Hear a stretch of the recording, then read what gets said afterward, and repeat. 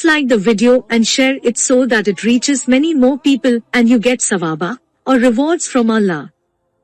This could be a sawabe jariyah or continuous reward for you long after you are gone. Sales and Trade, Volume 3, Book 34 to 263-440. Volume 3, Book 34, number 263. Narrated by Abu Hurairah. You people say that Abu Hurairah tells many narrations from Allah's Apostle, and you also wonder why the emigrants and Ansar do not narrate from Allah's Apostle as Abu Hurairah does. My emigrant brothers were busy in the market while I used to stick to Allah's Apostle content with what fills my stomach. So I used to be present when they were absent, and I used to remember when they used to forget. And my Ansari brothers used to be busy with their properties, and I was one of the poor men of Sufa. I used to remember the narrations when they used to forget. No doubt, Allah's Apostle once said, "Whoever spreads his garment till I have finished my present speech and then gathers it to himself, will remember whatever I will say." So, I spread my colored garment which I was wearing till Allah's Apostle had finished his saying, and then I gathered it to my chest. So, I did not forget any of that narrations. Volume 3, Book 34, number 264. Narrated by Ibrahim bin Sa'd from his father from his grandfather. Abdurrahman bin Auf said, "When we came to Medina as emigrants, Allah's Apostle established a bond of brotherhood between me and Sa'd bin Arabi. Sa'd bin Arabi said to me, 'I am the richest among the Ansar, so I will give you half of my wealth and you may look at my 2 wives. And whichever of the 2 you may choose I will divorce her. And when she has completed the prescribed period, before marriage, you may marry her.' Abdurrahman replied, 'I am not in need of all that. Is there any marketplace where trade is practiced?'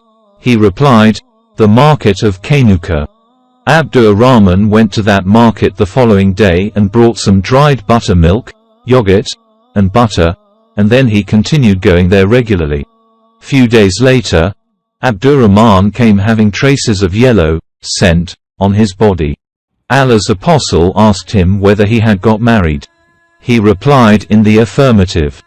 The Prophet said, "Whom have you married?" He replied, "A woman from the Ansar." Then the Prophet asked, "How much did you pay her?" He replied, "I gave her a gold piece equal in weight to a date stone, or a date stone of gold."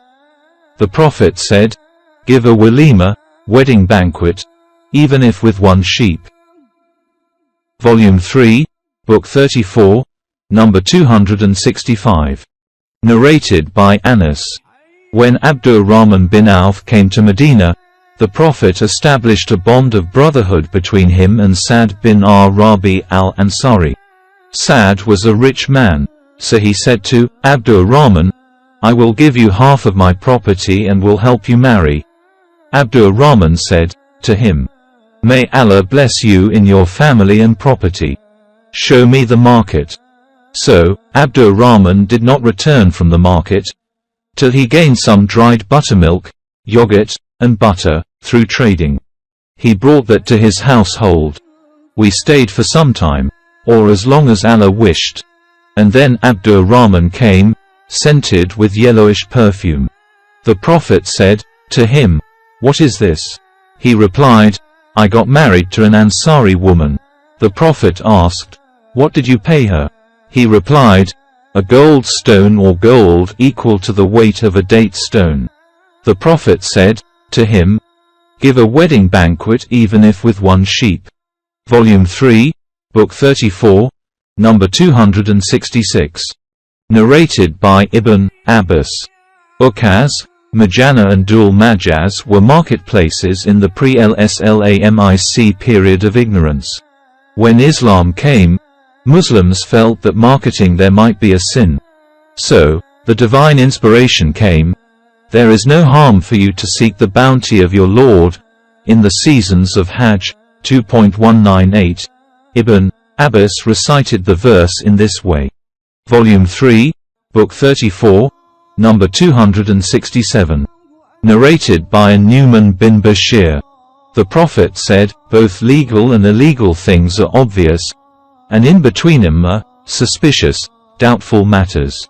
So whoever forsakes those doubtful things lest he may commit a sin, will definitely avoid what is clearly illegal.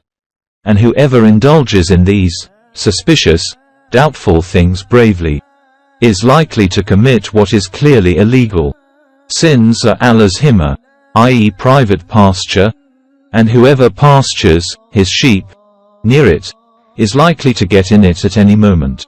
Volume 3, Book 34, number 268. Narrated by Abdullah bin Abu Mulaika.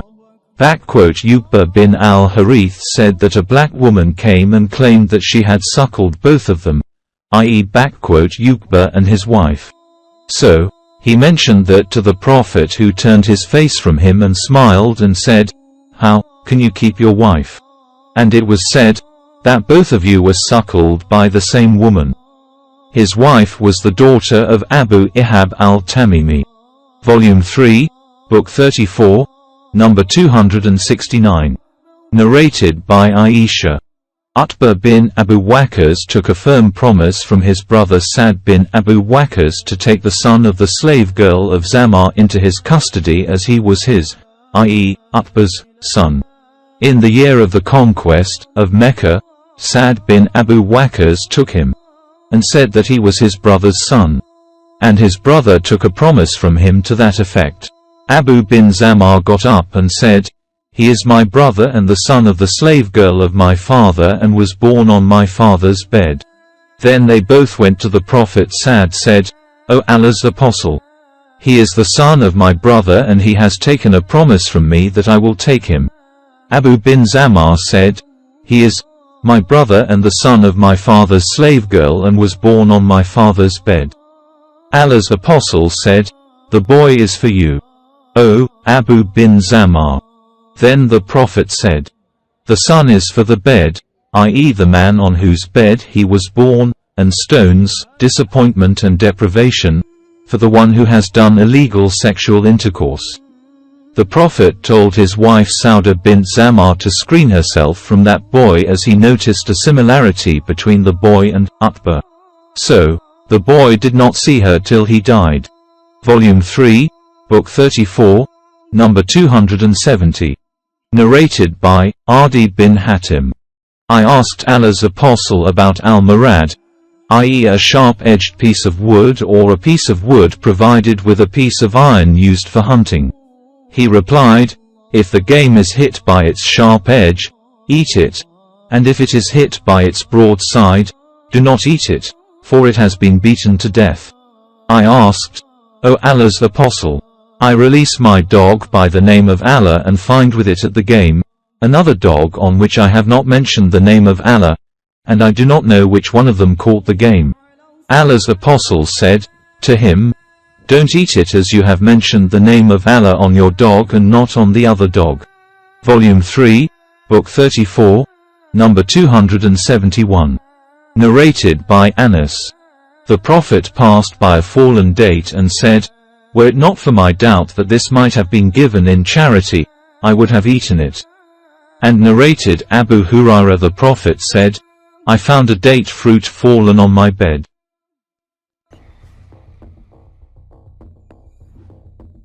Hey!